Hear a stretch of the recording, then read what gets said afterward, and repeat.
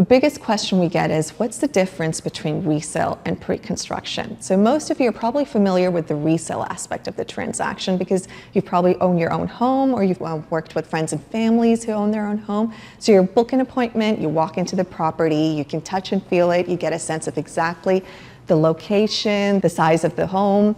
You can feel it, you're in there, and there's no guessing work. But with the resale transaction, your purchase cycle is quick. It's more immediate. So depending on the terms and conditions of your resale transaction, you can become homeowner if this is your home, or you can become an investor if this is your investment property within 30, 60, or 90 days. So you have to have the investment capital up front, and you also have to have the capacity to take on the mortgage for this type of transaction as well. This is very different than a pre-construction. Like we said, it's not ready yet. It's in the pre-construction phase. It won't be ready for another 3 to 6 years. So when you're buying off a floor plan within a community that's up and coming, you really have to have the vision of what this is going to look like in the future.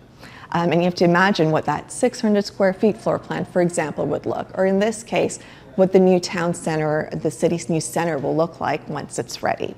The cool part about pre-construction is the deposit structure. So it's extended, and it's depending on the builder. Your typical deposit structure is around 15 to 20% of your total purchase price. So your purchase price is your unit price plus parking plus locker.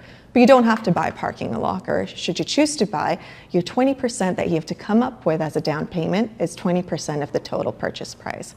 Now, the rule of thumb usually is this is due in 18 months to 2 years' time.